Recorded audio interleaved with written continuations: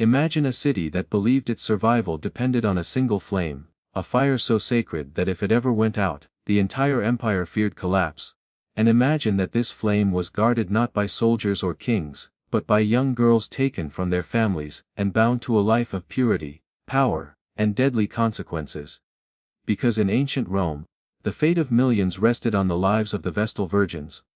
Women revered as holy protectors yet punished with unimaginable cruelty if they failed, and their untold truth reveals how devotion, fear, and control shaped one of history's most haunting sacred missions. In the earliest days of Rome, religion was not a private matter, but the backbone of survival itself.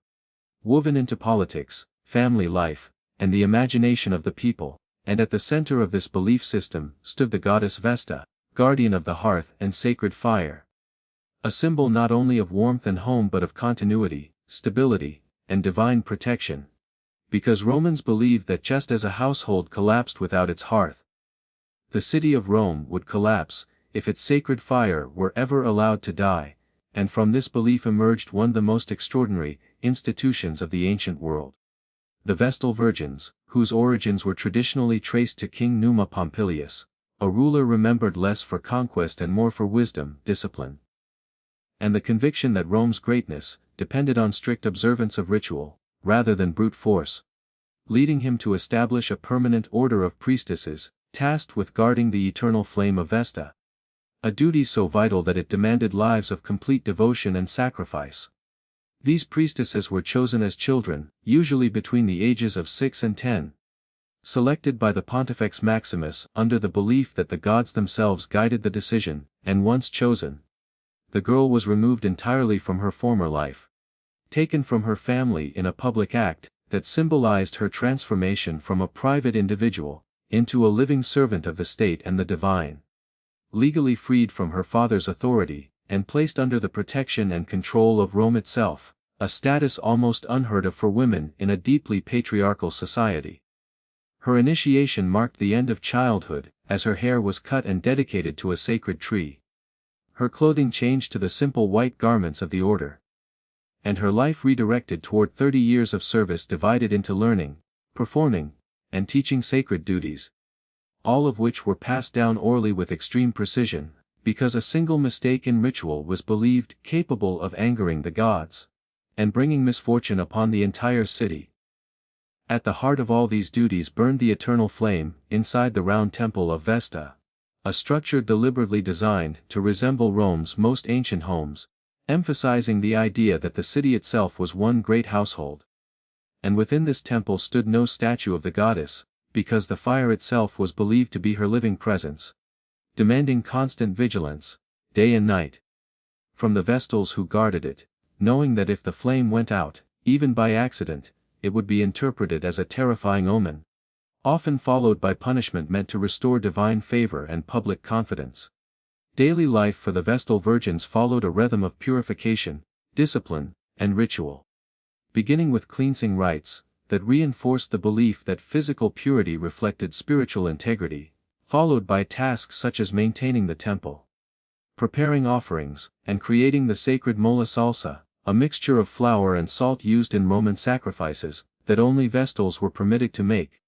reinforcing their unique position as intermediaries between gods and humans, while at the same time they lived lives that were both privileged and restricted. Enjoying comfortable residences, personal servants, and the rare freedom to move independently in public spaces. Yet constantly observed and judged because their behavior was believed to directly affect the fate of Rome itself. This sacred status granted them remarkable power, allowing them to own property, manage wealth, write wills, and give testimony in court without male guardians. And their words carried exceptional authority, because they were believed incapable of deception, leading powerful figures, including generals and emperors, to seek their favor and entrust them with important documents, such as wills and treaties, making the Vestals quiet, but significant figures in Rome's political life,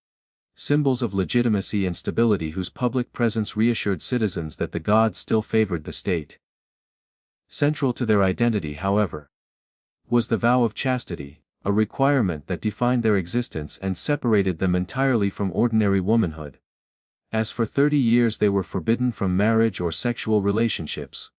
Not merely for moral reasons, but because Romans believed sexual purity preserved spiritual power, and that the untouched bodies of the Vestals symbolized Rome itself, whole and undefiled, transforming their self-control into a form of sacred strength that amplified the power of their prayers and rituals. Yet this vow came with terrifying consequences, because any violation was considered not just a personal failing, but an act of treason against a state and sacrilege against the goddess.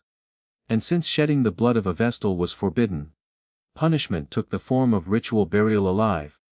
in which the condemned woman was sealed into an underground chamber, with minimal food and water, and left to die. A punishment designed to remove impurity without direct violence, and to remind all Romans of the severe cost of divine betrayal, while even lesser failures, such as allowing the sacred fire to go out, resulted in harsh physical punishment administered in secrecy to avoid public shame. After 30 years of service, a Vestal Virgin was technically free to leave the order and return to ordinary life, and while some chose marriage and motherhood, many did not, having spent their formative years in discipline and ritual so intense that ordinary existence felt foreign, leading them to remain within the sacred household as respected elders and teachers, living out their lives in honor and authority, yet still shaped by the sacrifices they had made. Over time, however, Rome itself changed, and as Christianity spread through the empire, belief in the old gods weakened. Political support for traditional rituals faded, and the Vestal order, once seen as essential to Rome's survival, came to be viewed as a relic of a fading world, until in 394 CE the order was officially dissolved and the eternal flame extinguished, ending a tradition that had lasted over 1,000 years and marked the symbolic death of Rome's ancient religious identity. Even so,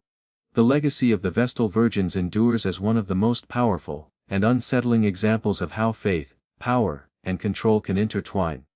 revealing a world in which young girls were elevated to sacred status yet stripped of personal freedom, granted immense authority yet subjected to unimaginable punishment,